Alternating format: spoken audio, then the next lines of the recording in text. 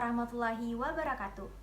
Perkenalkan, nama saya Ainun Zahrani Rahman dari Universitas Negeri Makassar Fakultas Ekonomi. Baiklah, di sini saya akan menjelaskan sebuah materi, yaitu landasan pendidikan dan penerapannya.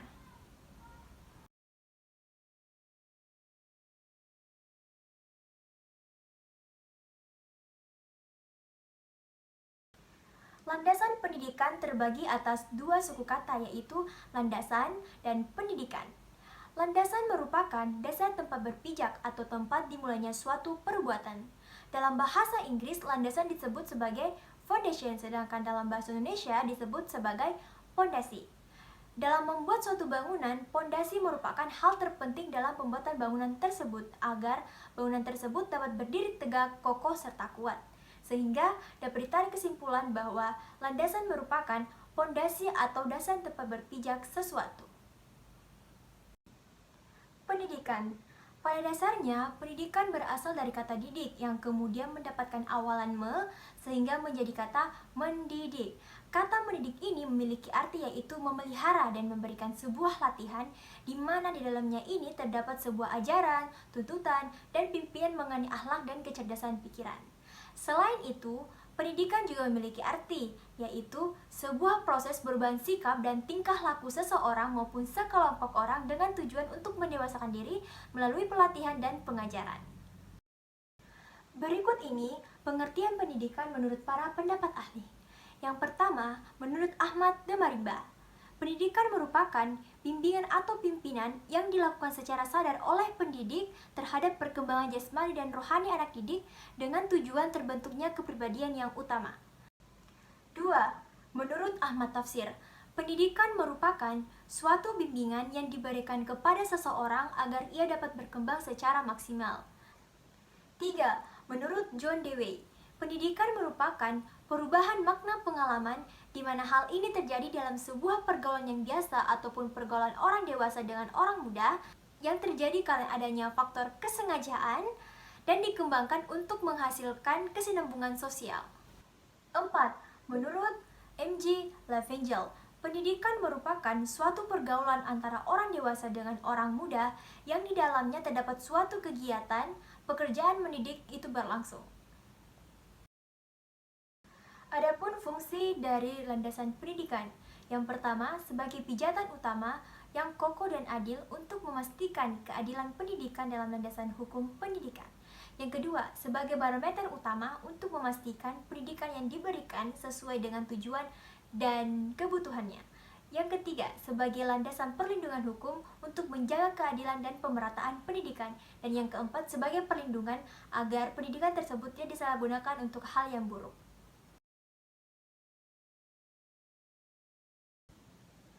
Selain fungsi, landasan pendidikan juga memiliki tujuan. Yang pertama, pendidikan merupakan hak bagi seluruh umat manusia tanpa syarat apapun. Yang kedua, pemerataan pendidikan baik dari segi kuantitas maupun kualitas bagi seluruh umat manusia. Yang ketiga, terjaganya hak pendidikan bagi seluruh kalangan tanpa terkecuali. Dan yang keempat, pendidikan berfungsi sebagaimana mestinya dan membantu manusia untuk tidak menyalahgunakan pendidikan dalam hal yang negatif. Jadi tadi kita sudah menjelaskan tentang pengertian landasan pendidikan, fungsi dan tujuannya. Sekarang kita akan masuk ke bagian-bagian landasan pendidikan. Jadi, landasan pendidikan itu terbagi atas 7. Yang pertama adalah landasan filosofi, yang kedua landasan yuridis, yang ketiga landasan sosiologi, 4 landasan kultural, yang kelima landasan histori, yang keenam landasan psikologi, dan yang ketujuh adalah landasan ilmiah dan teknologi. Kita akan membahas bagian terlebih dahulu, yaitu landasan filosofi. Landasan filosofi merupakan landasan yang mencakup filosofi proses pendidikan dan disiplin ilmu pendidikan. Education Depdiknas mengemukakan bahwa landasan filosofi merupakan proses pemerolehan pengalaman belajar yang berguna bagi peserta didik. Selain itu, Sutirta juga menyebutkan bahwa landasan filosofi memiliki 4 aliran filsafat. Yang pertama, aliran progresisme, esensialisme, perennialisme, dan konstruktivisme. B. Landasan yuridis pendidikan. Landasan yuridis pendidikan merupakan perangkat asumsi yang bersumber dari peraturan perundang-undangan yang dikembangkan dan digunakan sebagai tolak ukur dalam rangka pengelolaan, penyelenggaraan, dan kegiatan pendidikan dalam suatu sistem pendidikan nasional.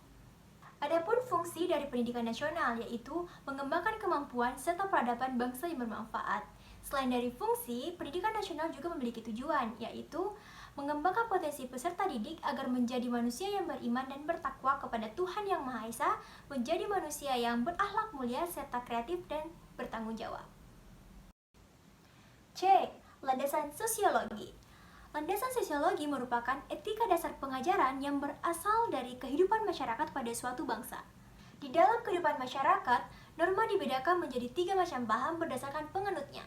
Yang pertama yaitu paham individualisme, kolektivisme, dan integralistik.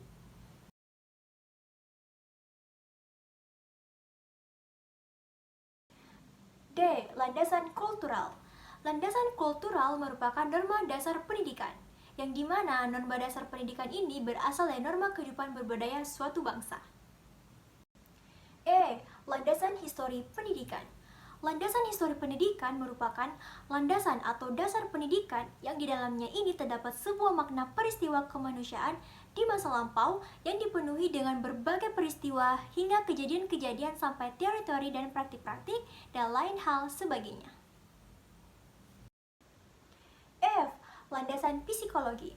Landasan psikologi merupakan norma dasar pendidikan yang berasal dari aturan-aturan perkembangan peserta didik yang dimana aturan tersebut dimulai saat terbentuknya konsepsi sampai ia mati. Dalam landasan psikologi terdapat 2 macam, yaitu sifat dan kepribadian anak yang unik dan tiap anak memiliki kepribadian yang berbeda-beda. Jadi kita akan membahas bagian pertama terlebih dahulu, yaitu sifat dan kepribadian anak yang unik. Peserta didik ialah pribadi yang sedang tumbuh dan berkembang. Apabila kita mengamati 2 peserta didik, maka akan didapati individu yang berbeda. Menurut Deswita, hal tersebut terjadi karena adanya 3 faktor. Yang pertama adalah keturunan atau heredity, yang kedua adalah lingkungan atau environment, dan yang ketiga adalah diri atau self.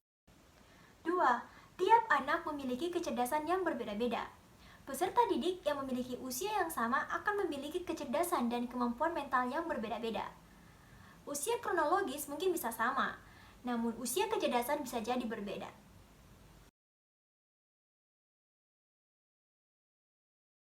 Landasan ilmiah dan teknologi. Landasan ilmiah dan teknologi merupakan norma dasar yang perkembangannya berasal dari ilmu pengetahuan dan teknologi, yang dimana norma tersebut bersumber dari ilmu pengetahuan dan teknologi yang memiliki ciri-ciri keilmuan yang bersifat hakiki, yang diantaranya yang pertama yaitu ontologis, epistemologis, dan aksiologis. Kita akan menjelaskan bagian pertama terlebih dahulu, yaitu ontologis. Ontologis merupakan objek yang mencakup seluruh aspek kehidupan yang dapat diamati dan diuji. 2. Epistemologi yaitu menelah objek menggunakan metode ilmiah. Yang ketiga, aksiologis yaitu nilai kegunaan bagi kepentingan kesejahteraan lahir dan batin. Sekian dari materi yang saya jelaskan, semoga bermanfaat. Wassalamualaikum warahmatullahi wabarakatuh.